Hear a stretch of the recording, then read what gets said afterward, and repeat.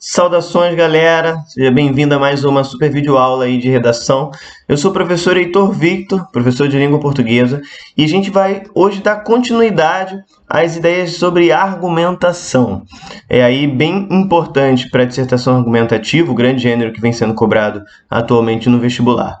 Então, vem comigo, que eu tenho certeza que são dicas fundamentais para você aprimorar a sua capacidade argumentativa. Vamos nessa!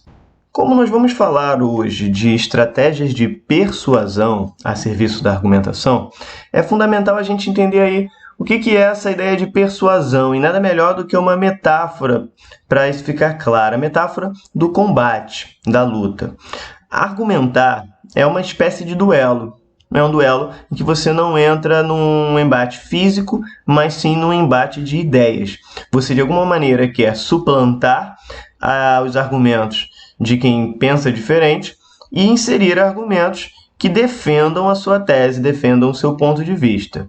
Então, assim como num combate você precisa ter uma boa base como fundamento principal, ou seja, não adianta vir com a sua opinião sem estar pautado em absolutamente nada, porque você vai ter uma base frágil. Base frágil no combate te leva à queda muito rapidamente. Então, ter uma boa base, entender que os argumentos eles podem ser de ataque ou de defesa, e essas estratégias de persuasão é como se fossem as estratégias de como romper a defesa do seu oponente, né, ou da pessoa com quem você esteja argumentando, para que você consiga implantar os seus argumentos, ou seja, os seus ataques. Essa metáfora ela parece confusa, mas na verdade ela é uma das mais exatas para a prática da persuasão, que é aí a prática do convencimento. Então, é como se nós fôssemos ver agora algumas dicas de como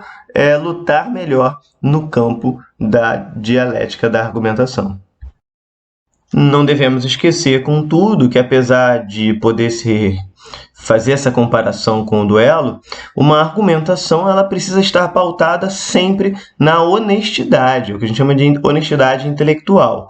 Então, o mais aconselhável é que você sempre tenha uma tese pautada nos direitos humanos, pautada nas ideias politicamente corretas, e que você realmente defenda aquilo, porque vai tornar mais fácil o seu trabalho de buscar os melhores argumentos para defender o seu ponto de vista. Então, honestidade é o elemento-chave para uma boa argumentação. Além, claro, da honestidade, você tem aí a necessidade de coerência, tanto que as competências que avaliam a argumentação, não é estranho, também avaliam a coerência dos seus argumentos. Bem, mas o que é coerência, né?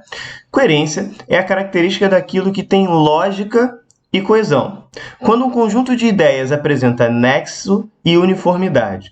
Para que algo tenha coerência, este objeto precisa apresentar uma sequência que dê um sentido geral e lógico ao receptor, de forma que não haja contradições ou dúvidas acerca do assunto. Logo, a gente está falando aí de uma sequenciação lógica que faça sentido e de que as informações usadas sejam informações verdadeiras, que tenham relação direta com o contexto, com o mundo que nos circunda. Você pode cair em dois problemas de coerência, basicamente. Problema de coerência interna, que é quando o seu texto é contraditório, quando ele mesmo contradiz o que ele já tinha afirmado anteriormente. É o mesmo que você falar o seguinte, eu estou muito feliz, mas isso me deixou ainda mais entusiasmado com a situação. Qual é a incoerência interna aqui?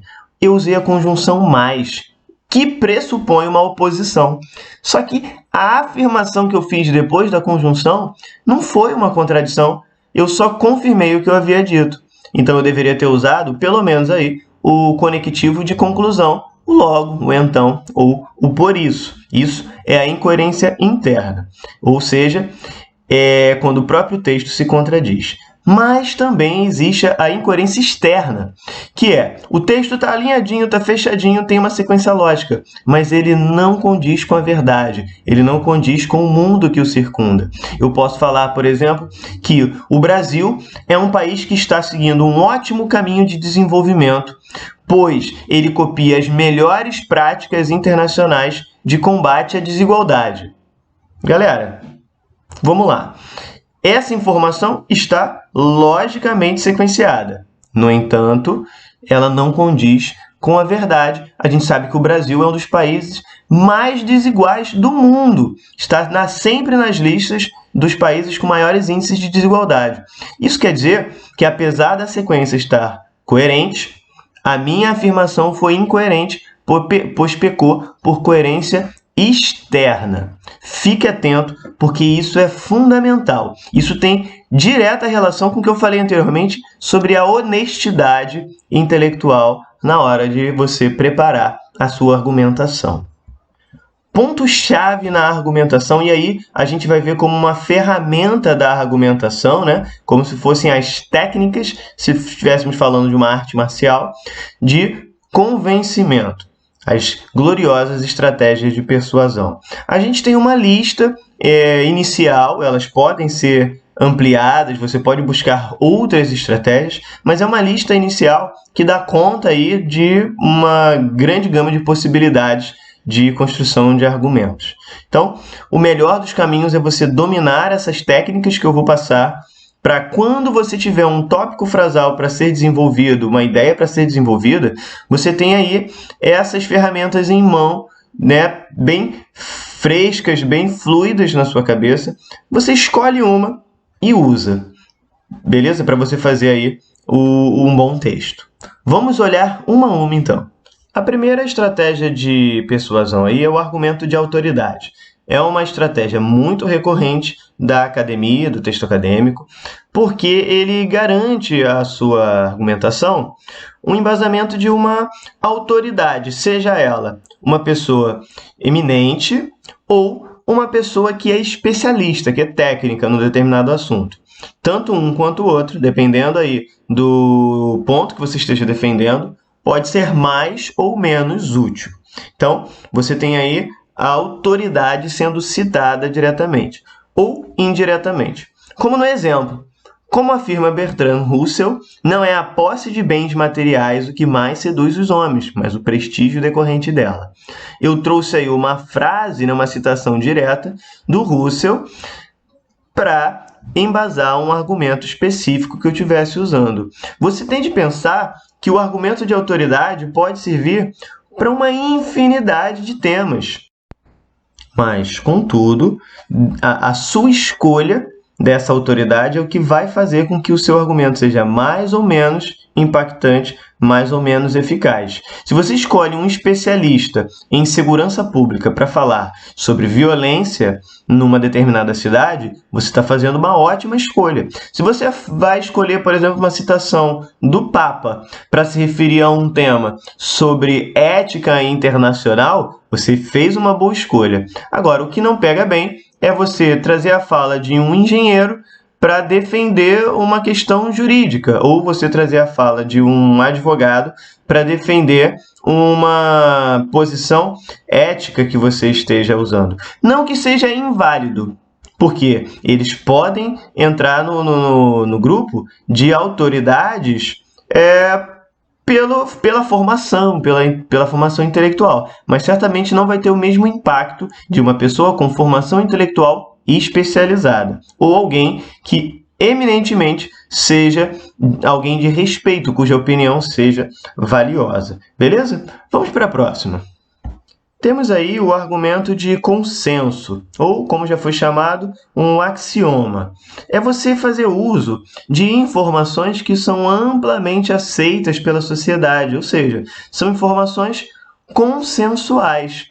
Então, você tem aí no exemplo, o investimento na educação é indispensável para o desenvolvimento econômico do país. Se você prestar atenção, essa noção de que é preciso investir na educação para se alcançar um maior desenvolvimento é consensual. Dificilmente você vai achar a um indivíduo que negue essa informação. Mesmo que haja indivíduos que neguem a informação, ela é amplamente aceita pelo corpo da sociedade. Esse argumento, claro, não é essa estratégia de persuasão, né? Não é dos mais eficazes. No entanto, é muito útil, porque muitas vezes você vai se referir a algo que é amplamente aceito, que você teria de dar uma volta gigantesca para você comprovar. Então, lança logo aí o seu axioma, o seu argumento de consenso.